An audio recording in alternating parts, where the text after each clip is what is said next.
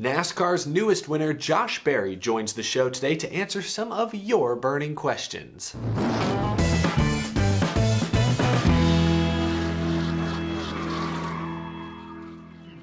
Welcome to Out of the Groove, everyone. My name is Eric, and this week I am joined by the latest NASCAR Xfinity Series winner, Josh Berry. Josh, how's it going, man? Thanks for being on the show.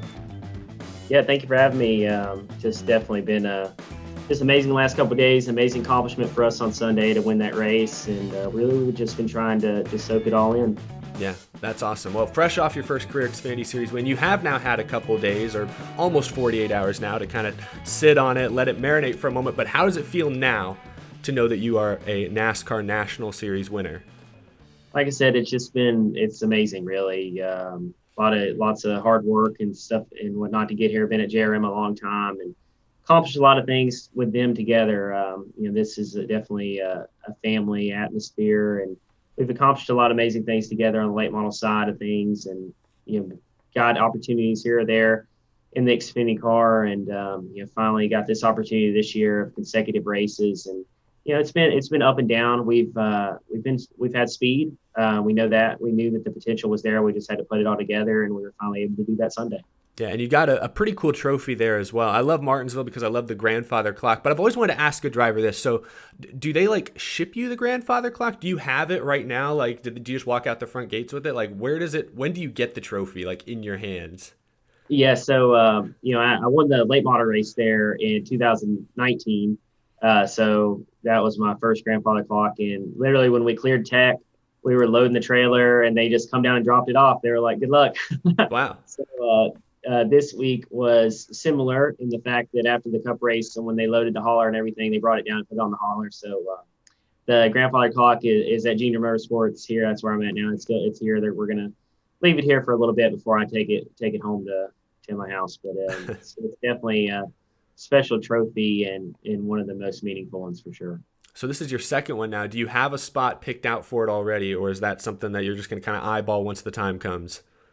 Yeah, that's not. Have not picked one out. I have a 1 year old, just over 1 year old, and so she's into everything. So we gotta make sure. Like right now, we got my first one's in the corner of the living room, but it's kind of boxed out from her with some of her toys and stuff. So we're going to have to pick a good place so she don't get too rowdy with it. But it's a good problem to have for sure. Yeah, you got to baby proof that thing, wrap it in bubble wrap and all that good stuff. Well, people know you as you kind of hit on this a moment ago, this is the most Xfinity races in a single season. I guess you've run in your career. People know you as the short track ace, but this year you've run, Daytona, you've run intermediate races. You have a couple top tens at Vegas, Homestead. So I want to ask, what is the most difficult part of kind of, adjusting to that different style of racing?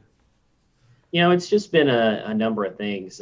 You're working with a whole new team and a whole new group of people. So you're learning those guys, and thankfully I have a great group. It's a great team that they've put together. And I know I mentioned that how important it was for me to get that group their first win together. But you're just kind of working on the communication of what I'm thinking in the car, what I'm feeling, to what we need to do to make the car faster. And without practice, that's been very difficult. It was going into this opportunity. Obviously, I knew there wouldn't be practice, and I think I kind of underestimated how hard that would be. I kind of thought that it would be kind of pretty similar for everyone, but you saw at Martinsville this past week, that's a place that I have raced a good bit, and it looked like a totally different race, really, aside from maybe a couple of our runs. So it's just been a challenge, just learning all these different racetracks and whatnot. But I think getting this win is definitely a huge boost of confidence for our team and myself, and I think it should allow us to maybe race these next 6 races, be a little bit more patient and see what we can do. Absolutely. Now, everyone knows Dale Earnhardt Jr.'s played a big role in your career, of course. And actually, a lot of fans ask me this, but we'll get to some more fan questions here in a few moments. But how did you and Dale Earnhardt Jr. first meet? It was over an iRacing event, right? Yeah, we just kind of we've sim raced and that turned into iRacing for a number of years together, and just kind of developed a friendship. And he asked, some about, my past and what I was racing, what my aspirations were to do. And we just kind of became friends. And, it really wasn't an opportunity that that was presented to me because I was the best sim racer or anything like that. I think, I was pretty good, but, for whatever reason, he saw something in me that he just thought that I would be interesting kind of experiment, I guess you could say. He sent me to Motor Mile Speedway in Virginia and a late model stock to do a test, and the test went well, and then that turned into a couple races, and before we knew it, I was moved to North Carolina and working at JRM actually, washing the cars and tearing down the cars after the races. So I mean, Wow. it's everything's kind of come full circle. Yeah, starting from the ground up, that's pretty cool. I don't know if I'm able to ask about this. I guess so. It looks like Camping World's coming on board for your team at Talladega in a couple weeks. At least that's what it looked like on Twitter. I'm not sure if anything's been finalized, but that leads into a bigger question. We know you're running a part-time Xfinity deal, this season, but have you had any talks with the Earnhardts, with potential sponsors about, maybe adding more races to your schedule this year, or of course coming back in 2022? Yeah, I mean, I think that's something that we've been kind of, really this weekend, hopefully made that decision a lot easier. We're always kind of actively looking for some partners and things to help make that make sense. I think it's going to be tough to add a whole lot more to my schedule for this year, just with the logistics of junior motorsports. It just, they're set up to run four teams efficiently, and adding a lot of extra stuff like that. I mean, it would be pretty difficult to do, I feel like. So I think for us right now, I think we're going to focus on these next six races, try to get the most out of those, and hopefully potentially kind of work on maybe putting together a full-time effort for 22. I think that's a reasonable goal for us. And in the meantime, it's hard to say what other opportunities will come my way in the meantime after that win. We're still learning what a win of mine like this in the Xfinity Series means for a guy like me. Hoping that attracts some more important attention your way. So I opened the floor up to fan questions. We have a lot of fans of yours on the show, a lot of fans of Junior Motorsports, and they asked mostly good questions. Let's see. Well, I have to ask this one. This one, it was the most liked question on the YouTube thread I posted. A bunch of people asked, "What is your favorite kind of berry?" I guess the strawberry. I don't know. All right. Yeah. That's pretty self-explanatory. I've been eating those. My little girl loves them, so I've been eating them some now, and I've kind of acquired more of a taste for them as a snack. So we'll go with that. All right. I appreciate you being a good sport. I'm embarrassed I even asked that question. They're just going to cut that out of the video.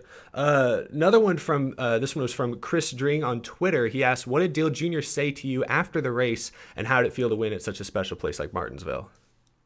Well, first off, Martinsville is very special, especially to us in the short track community. And it's close to home. So I think you saw in the post race celebration, there was a bunch of my friends and family there on the front stretch, hooping and hollering. And they gave me the phone there on the front stretch, and Dale was emotional. He come out and said how emotional he was about the win, but he just told me to enjoy it, soak in the moment, don't rush it, do whatever, take as long as I want, taking pictures and everything that's got to go on, and just enjoy the moment and soak it in, and that he would look forward to seeing me. That's cool. That's pretty awesome. I like this one from Raphael on YouTube. He asked, "What's the most important lesson you've learned from the start of your racing career up until now?" I definitely think that is just racing is a lot about people.